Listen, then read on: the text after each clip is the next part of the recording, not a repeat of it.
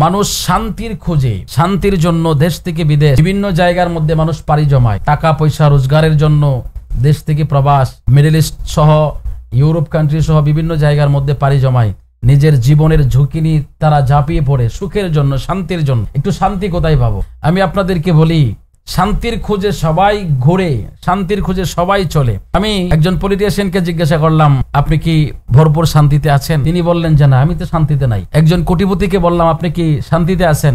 বলে না, শান্তিতে নাই। এত টাকা পয়সা থাকার পরেও কেন শান্তি নাই? একজন পলিটিশিয়ান, এত সম্মান তার, হাজার হাজার ভক্তবিন্দু তার, তিনি যা বলে প্রশাসন থেকে শুরু করে সবাই তার কথা শোনে, কিন্তু শান্তিতে নাই। তাহলে শান্তির মূল রহস্যটা কি? এই ডেস্টিনেশনটা কি? কোথায় গেলে পাবো শান্তি? কোন জায়গায় শান্তি আছে? লিসেন, আপনাদেরকে একটা শান্তির ঠিকানা। শান্তি আসলে কোথায়? টাকা পয়সার মধ্যে শান্তি না। একজন বিজনেসম্যানকে জিজ্ঞাসা করলাম, উনি শান্তিতে নাই। একজন পলিটিশিয়ানকে জিজ্ঞাসা করলাম, তিনি শান্তিতে নাই। একজন আইনজীবীকে জিজ্ঞাসা করলাম, তিনি শান্তিতে নাই। একজন সাংবাদিককে জিজ্ঞাসা করলাম, শান্তিতে নাই। তাহলে শান্তিটা কোথায়? শান্তি ওই জায়গার মধ্যে যিনি শান্তি তৈরি করেছেন, যিনি শান্তির স্রষ্টা। সে শান্তির স্রষ্টাকে যখন মানুষ অন্তর থেকে দূরে সরাইয়া দেয়, তখন শান্তি তার জীবন থেকে দূরে সরে যায়। এ বিষয়ে আমরা মৌলা আলীর একটা কৌল আপনাদেরকে শোনাইতে পারি, যে মৌলা আলী রাদিয়াল্লাহু তাআলা আনহু তিনি বলেছেন, মানুষকে আল্লাহ সৃষ্টি করেছেন ভালোবাসার জন্য, প্রেমের জন্য, আর বস্তুকে সৃষ্টি করেছেন ভোগ করার জন্য। ঝামেলা তখনই বাঁধে, তখনই তৈরি হয় যখন মানুষ হয়ে যা ভোগের বস্তু আর বস্তু হয়ে যা ভালোবাসার জিনিস, তখনই কিন্তু ঝামেলা শুরু হয়। এটা বুঝতে পারেন নাই? আপনার মাথায় ঢোকে নাই? একটু ক্লিয়ার করে দিই। আপনি বস্তুকে ভালোবাসেন, যেমন টাকা পয়সা, স্বর্ণ রূপা, সম্পদ, এগুলোকে আপনি ভালোবাসেন। এগুলো ছিল আপনার ব্যবহারের জিনিস, কিন্তু আপনি এগুলোকে এত পরিমাণে ভালোবাসেন যেগুলো আপনার হাতছাড়া হলে আপনার সবকিছু শেষ হয়ে যাচ্ছে মনে হচ্ছে। আর মানুষ আপনার কাছে তুচ্ছ মনে হয়। একজন পলিটিশিয়ান সাধারণ জনগণ তাদেরকে ব্যবহার করে, আবার সাধারণ জনগণ একজন পলিটিশিয়ান, একজন লিডারের নাম ব্যবহার করে চলে।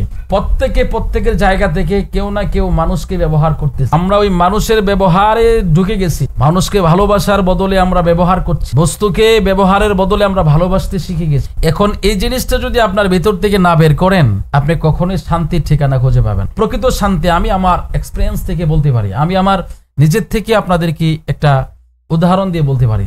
যেমন ধরুন, আপনি শান্তি চাচ্ছেন, আপনি যদি প্রকৃতপক্ষে শান্তি চান, আপনি নামাজের মুসল্লায় দাঁড়ান, হৃদয় খুলে আপনার দুনিয়ার সবকিছু পিছনে ছেড়ে দিয়ে আপনি রবের কদমে সেজদায় লুটিয়ে পড়েন। আপনি সেজদায় যান, প্রত্যেকটা সেজদায় আপনার মনে হবে যে আল্লাহর তরফ থেকে কেমন জানি শান্তি আপনার ভিতরে ঢুকে যাচ্ছে। আপনি বিশাল বড় বড় আকাঙ্ক্ষাগুলো ছেড়ে দেন। কেন? জান আপনার রিজিকে যা, আপনার বাজেট আল্লাহ তাআলা যা দিয়েছে, আপনার ভাগ্যের কলম আপনার জন্য যা লিখেছে, আপনি কিন্তু সেটা পাবেন। যদি আপনি হালাল ভাবে চেষ্টা করেন, হালাল ভাবে পাবেন, হারাম ভাবে চেষ্টা করলে হারাম ভাবে পাবেন। অতএব আপনি যদি হারাম ভাবে চেষ্টা করেন, ওইটা আসবে ঠিকই, কিন্তু এই বাজেটের বাইরে কিন্তু আসবে না, ওইটাই আসবে। ওইটাই আসলে আপনার কি হবে? আপনি শান্তি পাবেন না। কেমন আপনাকে বলি, যেমন শারীরিক শান্তি পাবেন না, মানসিক শান্তি পাবেন না, অস্থিরতা আপনার ভিতরে বিরাজ করবে। এই অস্থিরতা যদি আপনি দূর করতে চান, আপনার ভিতরে যদি শান্তি প্রতিষ্ঠা করতে চান, আপনি নিজে যদি শান্তিতে থাকতে চান, আপনি হালাল ভাবে হালাল রোজগার করুন, হালাল খাবার খেয়ে রবের শুকর আদায় করেন, আপনি পর্যাপ্ত পরিমাণে রবের শুকরিয়া আদায় করেন। দেখবেন শান্তি আপনার হৃদয়ের ভিতরে কিভাবে যে শান্তির বাতাস বয়ে আসতেছে। আপনি শান্তির জন্য বিদেশে যেতে হবে না, শান্তির জন্য ডক্টরের কাছে যেতে হবে না। প্রকৃত শান্তি আপনার ভিতরে আল্লাহ তাআলা ঢেলে দিবেন। তাহলে শান্তি কোথায় পাবেন? শান্তি তখনই পাবেন যখন রবকে আপনার কলবের ভিতরে রাখবেন। আর রব থেকে যখন আপনি দূরে সরে যাবেন, আপনার ভিতরে কখনো শান্তি আসবে না। আপনি সারা জীবন টাকার পেছনে ছুটলেন, কিন্তু আপনি শান্তি পেলেন কেমন? যেমন উদাহরণস্বরূপ, আমি আমার ফ্রেন্ড সার্কেলদের ভিতরে এমনও লোক দেখেছি, বা আমার মুহাব্বিনের ভিতরে এমনও মানুষ দেখেছি, সারাটা জীবন সে বিদেশে কাটিয়ে কোটি কোটি টাকা রোজগার করে, এখন দেশে আসার পরে ছেলে কথা শোনে না।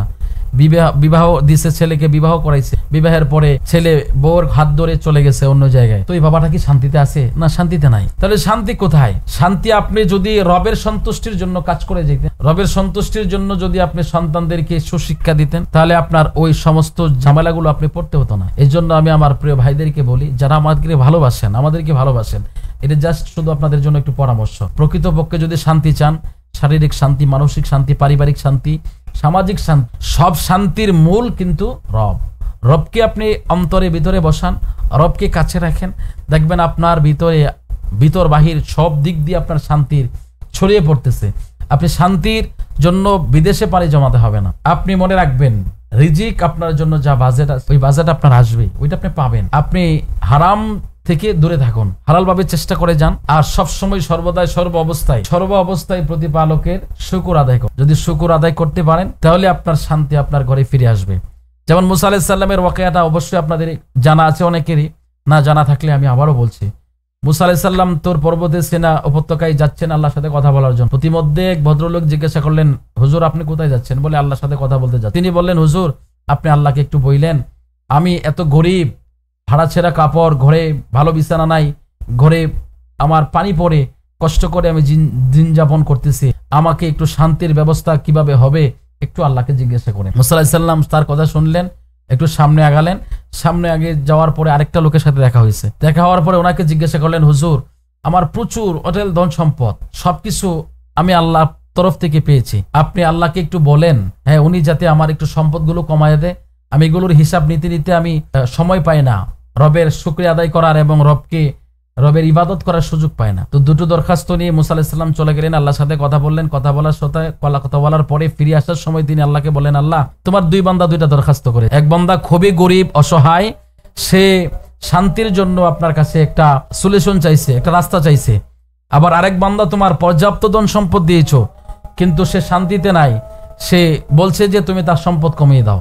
আল্লাহ তাআলা দুটো কথা শিখিয়ে দিলেন। যে ব্যক্তিটা বলছে তার ধন সম্পদ কমিয়ে দেওয়ার জন্য, তাকে যাই তুমি বলো সে যেন আজকে থেকে আমার শুকরিয়া আদায় করা বন্ধ করে দেয়। দ্বিতীয় জন তাকে বলো সে যেন আমার শুকরিয়া আদায় করা শুরু করে দেয়। তো মুসা আলাইহিস সালাম চলে আসলেন। আসার পথে ওই রাস্তার সাথে ওই লোকের সাথে দেখা হলো। দেখা হওয়ার পরে তিনি জিজ্ঞাসা করলেন, হুজুর আপনাকে আল্লাহকে বলছিলেন? তিনি বললেন, হ্যাঁ আল্লাহকে বলছিলাম। আল্লাহ বলছে তুমি আল্লাহর শুকর আদায় করা বন্ধ করে দাও, তাহলে তোমার সম্পদ আল্লাহ তাআলা কমায় দেব। তো তিনি বললেন, হুজুর না, এটা তো আমার পক্ষে সম্ভব হবে না, কারণ যখন আমার কিছুই ছিল না তখনই তো আমি আল্লাহর শুকর আদায় করা বন্ধ করে নাই, আর এখন তো আল্লাহ পর্যাপ্ত আমাকে দিয়েছে, আমি কি করে আল্লাহর শুকরিয়া আদায় করা বন্ধ করে দেয়? ঠিক সেম ওই ব্যক্তির সাথে দেখা হলো। দেখা হওয়ার পরে তিনি বললেন, তুমি আল্লাহর শুকর আদায় করো, বেশি বেশি করে শুকর আদায় করো, তাহলে আল্লাহ তাআলা তোমার শান্তির ব্যবস্থা করে দেবেন, সম্পদের ব্যবস্থা করে দেবেন। তখন তিনি বললেন, আমার কিচ্ছু নাই, আমি কিনে শুকরিয়া আদায় করবো। তো এখান থেকে আপনি কি শিখলেন? দুটো জিনিস শিখলেন। আপনি আল্লাহর শুকর আদায় করা মানে কি আপনি বুঝতে পারছেন? আপনি দেখুন, আপনি যদি সায়েন্সের দিকে তাকান, সায়েন্স বলছে যদি আপনি ভালো থাকতে চান, সুস্থ থাকতে চান, সকালে ঘুম থেকে উঠে আপনি একটা আনন্দের হাসি, সুখের হাসি দেন এবং বলেন যে আমি ভালো আছি আলহামদুলিল্লাহ। তো আপনি আলহামদুলিল্লাহ বলেন আমি ভালো আছি, তখন ভালো আছি এই কথাটা বললে আপনার ব্রেনের যে ফাংশন, ওই ব্রেনের ফাংশন আপনার পজিটিভলি কাজ করবে। আর আপনি যখন ঘুম থেকে উঠে আপনি ডিপ্রেশনে চলে যাচ্ছেন, আপনি ভাবতেছেন কি করব, কোথায় যাব, কোথায় আশ্রয় নিব, কে আমাকে আশ্রয় দেবে, কে আমাকে সাহায্য করবে, এই জিনিসটা যদি আপনার মাথার ভিতরে আসে, আপনার ব্রেনের ফাংশন নেগেটিভ ভাবে চিন্তাগুলো ঢুকে যাবে। আস্তে আস্তে করে আপনাকে নেগেটিভ আস্তে আস্তে ডিপ্রেশন থেকে অসুস্থতা থেকে আপনার বিভিন্ন রকমের রোগ বালাই আপনার শরীরের মধ্যে বাসা বাঁধবে। অতএব আপনি যদি শান্তি চান, রবের শুকর আদায় করেন, পর্যাপ্ত পরিমাণে শুকর আদায় করেন, সুখে থাকেন দুঃখে থাকেন। আর সবচেয়ে বড় কথা হচ্ছে আপনি সকালে ঘুম থেকে উঠেই রবের শুকরিয়া আদায় করেন, আলহামদুলিল্লাহ বলেন হে রব আপনি আমাকে ভালো রেখেছেন।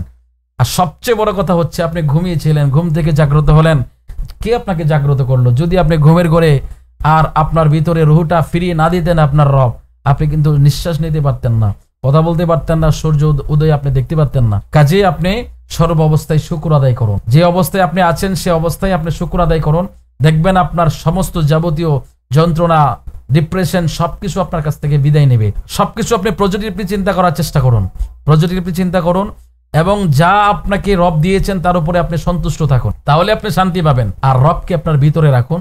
যদি রবকে ভিতরে রাখুন, তাহলে আপনি মানুষের সাথে কথা বলার সময় আপনার মধ্যে বিনয় আসবে, আপনি ইবাদতের সময় আপনার মধ্যে বিনয় আসবে, আপনি মানুষের সাথে ব্যবহারের সময় আপনার ভিতরে নম্রতা আসবে, ভদ্রতা আসবে। দেখবেন কি করে শান্তি আপনার ভিতরে আল্লাহ তাআলা দিয়ে দেয়। এই ভিতরের শান্তি থেকে আপনার শারীরিক শান্তি আসবে, শারীরিক শান্তি থেকে মানসিক শান্তি আসবে, তারপরে দেখবেন এই শান্তিটা আপনার ফ্যামিলিতে ছড়িয়ে পড়বে, আপনি পারিবারিক শান্তিতে চলে আসবেন, পারিবারিক শান্তি থেকে আপনার দেখবেন সামাজিক শান্তি চলে আসবে। এভাবে আপনি শান্তি ইনশাআল্লাহ আপনি শান্তির দিকে ছুটতে পারবেন, আপনার সব দিক দেখবেন শান্তি চলে আসবে। এই জন্য আপনাদেরকে অনুরোধ করে বলবো, আপনারা ডিপ্রেশন থেকে বেরিয়ে আসুন। আর কি করবেন, কোথায় যাবেন, কি খাবেন, কি করবেন, এগুলো নিয়ে আপনার ভাবার কিছু নাই। আপনাকে রব যা দিয়েছে তার উপরে সন্তুষ্ট থেকে রবের সন্তুষ্টি অর্জনের জন্য আপনি সামনে এগিয়ে যান। আর শুধু মসজিদে বসে থাকলে আপনার কিন্তু শান্তি আসবে না। হ্যাঁ, আপনাকে রব যেভাবে বলছে হালাল পন্থায় আপনি রিজিকের তালাশ করুন, হারাম থেকে বেঁচে থাকুন, রবকে নিকটে রাখুন, দেখবেন আপনার কি করে শান্তি আসে। আল্লাহ তাআলা সবাইকে শান্তিতে রাখুক, সুখে রাখুক, এ কামনা করে আজকের মতো বিদায় নিচ্ছি। আসসালামু আলাইকুম ওয়া রাহমাতুল্লাহ।